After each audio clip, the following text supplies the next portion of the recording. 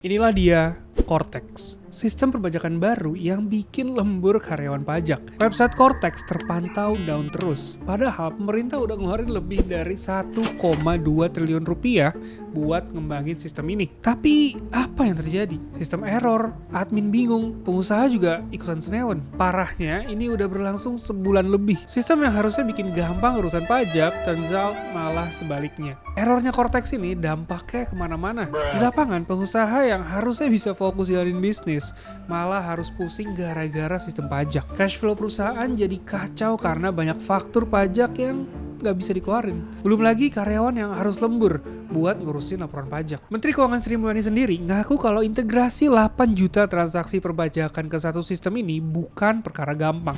Tapi dia juga bilang ini nggak bisa jadi alasan buat Cortex terus-terusan bermasalah. Soalnya kalau dibiarin, reputasi Kemenku bisa anjlok. Oke, jadi gimana ceritanya proyek ambisius ini bisa berantakan? Dan siapa yang harus tanggung jawab? Ayo kita bongkar.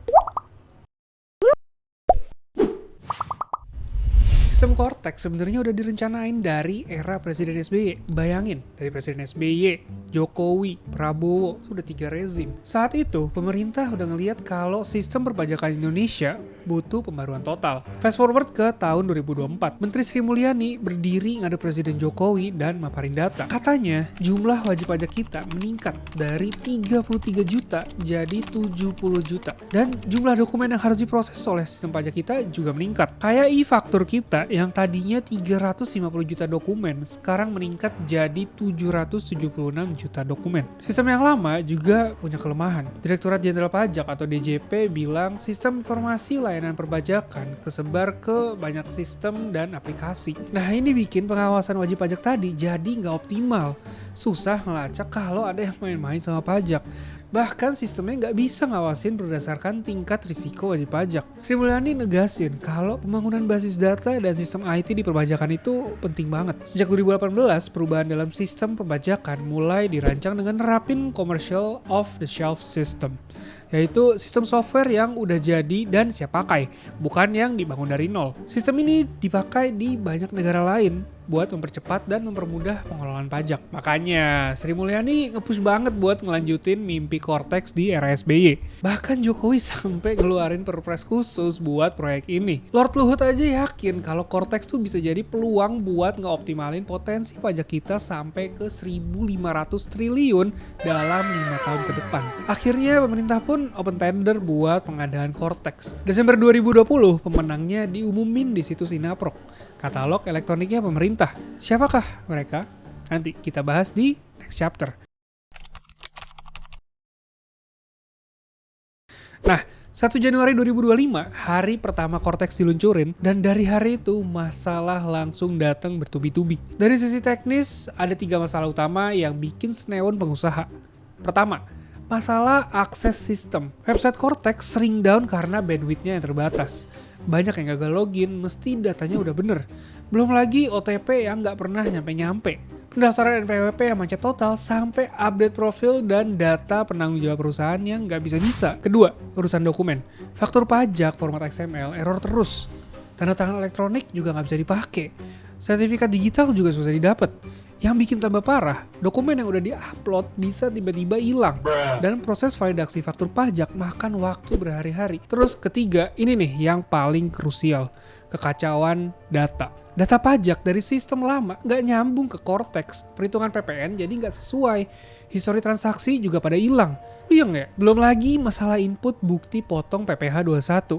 Sama data karyawan yang nggak bisa diupdate. Ini bukan masalah kecil guys. Sampai akhirnya DPR pun turun tangan. DPR manggil jajaran DJP buat rapat dengar pendapat.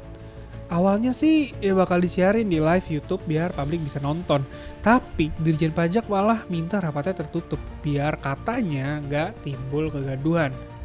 Dan setelah rapat 4 jam, keluarlah keputusan bahwa Cortex nggak akan dipakai full tahun ini. Pemerintah dan DPR sepakat buat jalanin 2 sistem sekaligus. Sistem lama dalam sistem informasi DJP dan sistem Cortex. DPR juga ngingetin pemerintah buat nggak ngasih sanksi ke wajib pajak yang keliru atau telat ngurus pajak gara-gara kehambat di Cortex selama 2025. Ketua Komisi 9 DPR, Muhammad Misbahkun bilang, jangan sampai penerimaan negara terganggu.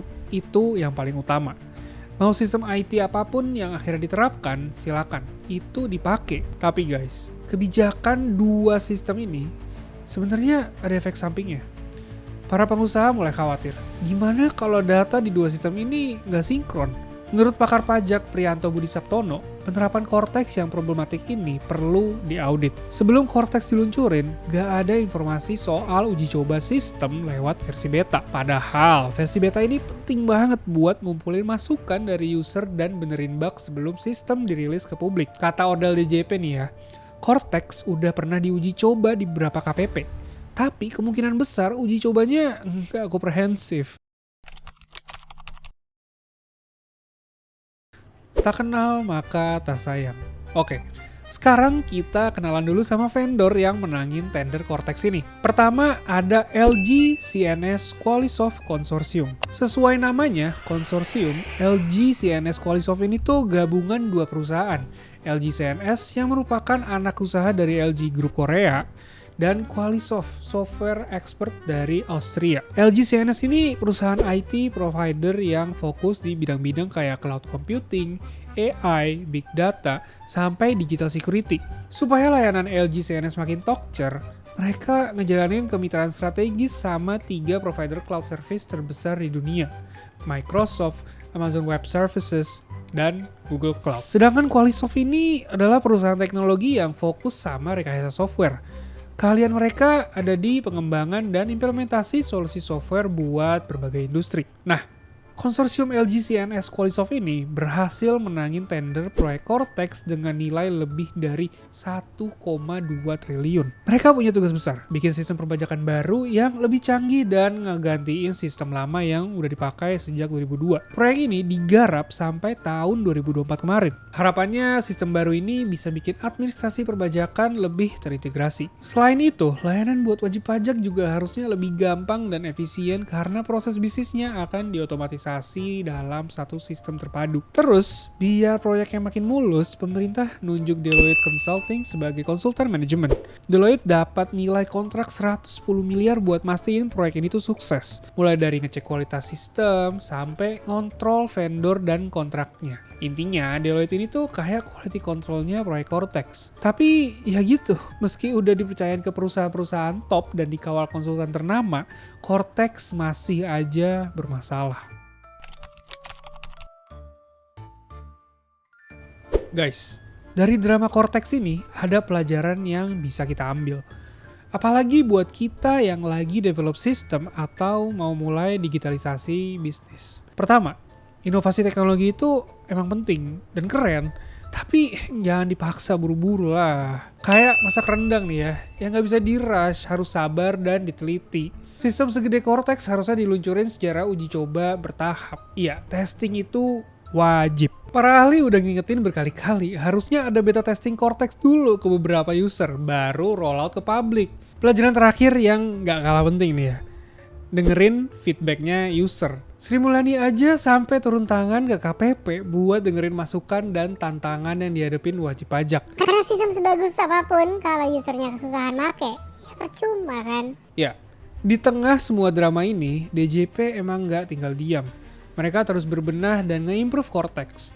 Meskipun perjalanan masih panjang, kita harus tetap optimis ngelihat keseriusan pemerintah buat bikin sistem perpajakan Indonesia jadi lebih modern dan efisien. Segitu aja dari gue. See you in the next video.